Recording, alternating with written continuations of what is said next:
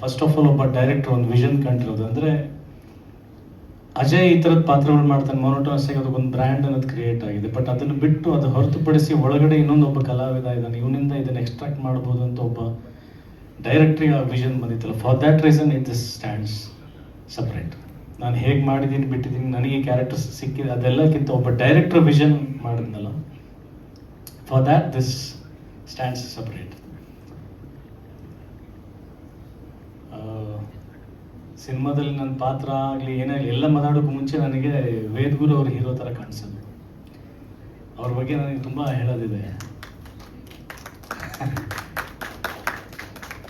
I think ಅದ್ರ ಬಗ್ಗೆ history ಹೇಳ್ತೀನಿ, ನೀವು ಬೇಡ ಅಂದ್ರೂ ನಾನು ಹೇಳ್ತೀನಿ, ತೊಂದರೆ ಇಲ್ಲ. ಅದು ಗೊತ್ತಾಗ್ಬೇಕು. ಏನಂದರೆ ರಾಧೆ ಅಂತಂದರೆ ಕರ್ಣ ಸ್ಯಾಕ್ರಿಫೈಸ್ ಮಾಡೋವಂಥ ಕ್ಯಾರೆಕ್ಟರ್.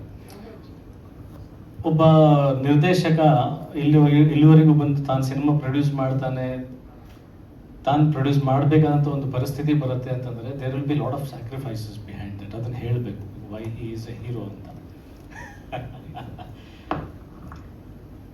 ಅಂದರೆ ನಾನು ಏನು ಹೇಳ್ತಾ ಇದ್ದೀನಿ ಅಂದರೆ ಇವರಿಗೆ ಒಂದು ನಂಬಿಕೆ ಅನ್ನೋದು ಬರುತ್ತಲ್ಲ ಟೆಕ್ನಿಷಿಯನ್, ಈ ಥರದೊಂದು ಕಲಾವಿದ ಒಂದು ಸಾಫ್ಟ್ ನೇಚರ್ಡ್ ಆಗಿ ಕಾಣಿಸುವಂಥದ್ದು ಆನ್ ಸ್ಕ್ರೀನಲ್ಲಿ.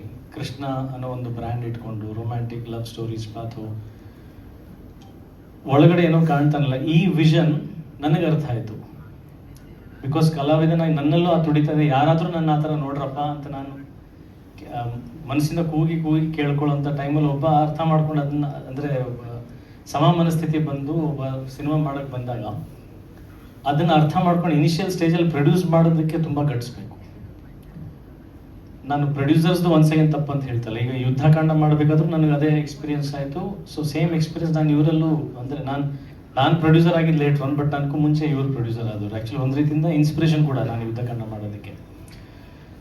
ಬಿಕಾಸ್ ಯಾರು ನಂಬಿಕೆ ಇಡ್ತಾ ಇಲ್ಲ, ಯಾಕಂದರೆ ಎಲ್ಲರದ್ದು ಹಾರ್ಡ್ ಆ್ಯಂಡ್ ಮನಿ ಇರುತ್ತೆ, ಎಲ್ಲರೂ ದುಡ್ದಿರ್ತಾರೆ, ಎಲ್ಲರೂ ಸಿನಿಮಾಗೆ ಹಾಕ್ತಾ ಇದ್ದಾರೆ ಅಂದರೆ ರಿಕವರಿಗೆ ಒಂದು ಗ್ಯಾರಂಟಿ ಅನ್ನೋದು ಇರಬೇಕು. Cinema is gambling, kind of gambling. ಹೋದರೆ ಕಂಪ್ಲೀಟ್ಲಿ ಹೊರಟೋಗುತ್ತೆ, ಬಂದರೆ ತುಂಬ ಬರುತ್ತೆ. ಆ ಥರದ್ದೊಂದು ಕ್ಷೇತ್ರ ಇದು. ನಂಬಿಕೆ ಬಹಳ ಇಂಪಾರ್ಟೆಂಟ್ ಆಗುತ್ತೆ. ಅಲ್ಲಿ ನಿರ್ಮಾಪಕ ಯಾರು ದುಡ್ಡು ಹಾಕೋಕ್ಕೆ ಹೂಡಿಕೆ ಮಾಡೋದಕ್ಕೆ ನಂಬಿಕೆ ಇಲ್ಲದೆ ಇದ್ದಾಗ ನಮ್ಮ ಹಠ, ನಮ್ಮ ಛಲ ಬಿಡಲ್ವಲ್ಲ ನಾವು. ಈ ಸಿನಿಮಾ ನಾವು ಸ್ಕ್ರೀನ್ ಮೇಲೆ ತಂದು ತೋರಿಸ್ತೀವಿ, ಜನ ಎಷ್ಟು ಇಷ್ಟಪಡ್ತಾರೋ ಬಿಡ್ತಾರೋ ಸೆಕೆಂಡ್ರಿ, ಬಟ್ ಫಸ್ಟ್ ನನ್ನಲ್ಲಿ ಒಂದು ಗಟ್ಸ್ ಇತ್ತಲ್ಲ, this has to come on screen. ಇದೊಂದು ಸಿನಿಮಾ ಆಗಬೇಕು, ನನ್ನ ಬರವಣಿಗೆಯಲ್ಲಿರ್ತಕ್ಕಂಥ ಕಥೆ ಪರದೆ ಮೇಲೆ ಬರಬೇಕು. ಯಾರು ನೋಡ್ತಾರೆ ಬಿಡ್ತಾರೆ secondary, but first I should enjoy that film making, that should come on screen, that passion, that it's will makes one technician A hero. First actually ಒಂದು ದಂಡಯಾತ್ರೆ ಅಂತ ಒಂದು ಸಿನಿಮಾ ಸ್ಟಾರ್ಟ್ ಮಾಡಿದ್ವಿ ನಾವು 2015-16 ಅವತ್ತು. ಅದು ಕೂಡ ತುಂಬಾ ಗಟ್ಸಿರೋಂಥ ಒಂದು ಕ್ಯಾರೆಕ್ಟ್ರು. ಅದು ತುಂಬ ಅದ್ಭುತವಂತ ಕಥೆ, ಅದ್ಭುತವಂತ character, very stylish, very heroic, lot of shades ಇರೋಂಥ ಒಂದು ಕಥೆ ತೊಗೊಂಡು ಬಂದರು. ಆ್ಯಕ್ಚುಲಿ ಅವತ್ತು ಆ ಕಥೆ ಕೇಳಿದಾಗ ನಾನು ಇವ್ರಿಗೆ ಫ್ಯಾನ್ ಆಗಿದ್ದು.